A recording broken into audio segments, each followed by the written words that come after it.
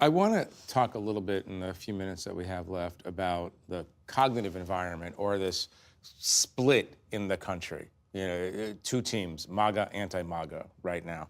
And there's this very interesting newsletter I read, Pirate Wires, by this guy Mike Solana. It gives you really good insight into MAGA thinking in the Silicon Valley, people who are supporting Donald Trump. And he wrote, Trump nominated RFK Jr. to head the Department of Health and Human Services, rounding out a string of appointments that each have some part of Washington in, quote, disbelief. Others include Tom, quote, they can be deported together, Homan as borders are, Pete Hegseth as SecDef, and then in parentheses, this is the part that's really interesting to me, a Fox News star, according to libs, liberals, a decorated combat vet, according to MAGA. Right? And so it's, to me, this is like a very interesting insight, because both things are true. Right. He's a Fox host.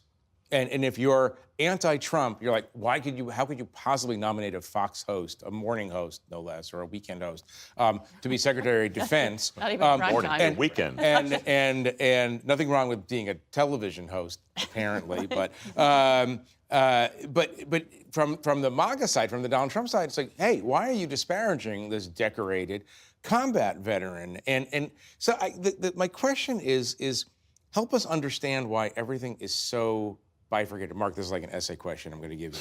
But it's like the qualifications that people on the Donald Trump side see in these people are just not seen at all by the other side, and vice versa. Are we in the media, do we have to do a better job of explaining why people see a Hegseth as qualified for this job? You know what? I hate to. I mean, there are so many theories out there on why Democrats have lost the working class vote, why they've lost Pennsylvania, why people aren't watching or aren't reading the New York Times or the Atlantic out in the middle of this, and these nuanced arguments. And if only the Democrats had been more nuanced. I mean, I think the biggest single factor here is the information environment. I mean, there are massive swaths of America in actually pretty much every state, basically the red parts of every state, who are not anywhere near these kinds of conversations, and who are, mostly, the internet, whatever it is, the information channels, make it any kind of education about reality.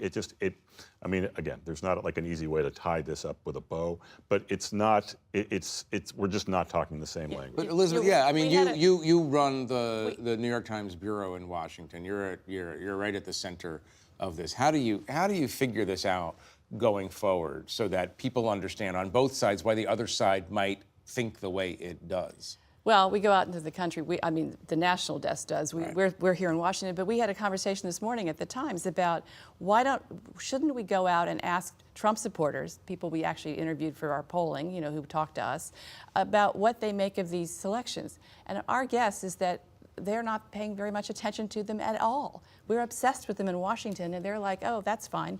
A military veteran, good for the Department of Defense. That's a good idea. Right. Or if they know it at all. That was if they're paying the slightest bit of attention to the cabinet.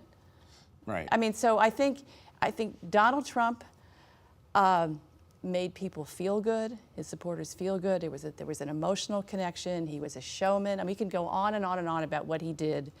That is completely. We ran a piece the other day by Mike Pesca that argued that people see the Democrats as the HR department of political parties. It's there to kind of make you feel vaguely bad about things, and there might be quite a bit to that. I mean, he's defied all political conventional wisdom for 10 years now. Look, this has been a great conversation. Thank you. Unfortunately, we need to leave it there for now.